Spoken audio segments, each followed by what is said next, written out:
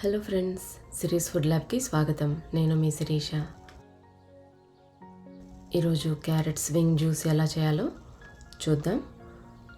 ఈ జ్యూస్లన్నీ కూడా anti oxidants బాగా ఎక్కువగా ఉంటాయి.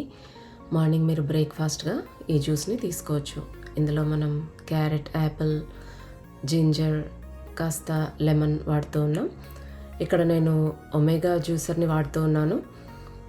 ఈ ఒమేగా జ్యూసర్ లేనట్టయితే మీరు రెగ్యులర్ మిక్సీ జార్ కానీ, రెగ్యులర్ బ్లెండర్లో కానీ, జ్యూసర్లో కానీ కూడా ఈ జ్యూస్ తయారు చేసుకోవచ్చు. కాకపోతే కొంచెం వాటర్ యాడ్ చేసి క్యారెట్ అవన్నీ గ్రైండ్ చేసుకోవాల్సి రావచ్చు. అలాగా గ్రైండ్ చేసుకున్న తర్వాత జ్యూస్ ఫిల్టర్ చేయడానికి సపరేట్ బ్యాగ్స్ దొరుకుతాయి. లేదంటే ఒక చీజ్ క్లాత్లో ఈ పల్ప్ అంతా గ్రైండ్ చేసినది వేసి జ్యూస్ పిండుకొని తీసుకోవచ్చు. కానీ ఈ ఒమేగా జ్యూసర్లో అవన్నీ చేయాల్సిన అవసరం లేదు. డైరెక్ట్గా పల్ప్, జ్యూస్ సెపరేట్ అవుతుంది.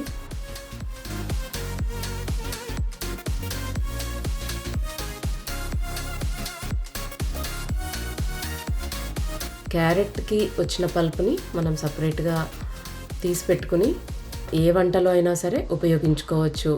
ఉప్మా లాంటివి చేసిన, లేదా బేకింగ్లో కానీ అలా చాలా వాటికి ఉపయోగించుకోవచ్చు. ఒమేగా జ్యూసర్లో వేసినప్పుడు ఫస్ట్ యాపిల్స్ వేసుకుని, తర్వాత జింజర్, క్యారెట్ వేసుకున్నట్టయితే క్యారెట్ని తర్వాత తీసి స్టోర్ చేసుకోవచ్చు. జ్యూస్ అంతా రెడీ అయిన తర్వాత ఒక కప్లోకి తీసుకుని కొంచెం నిమ్మరసం పిండి సిన్నమన్ పౌడర్తో గార్నిష్ చేసుకుని సర్వ్ చేసుకుంటే బాగుంటుంది.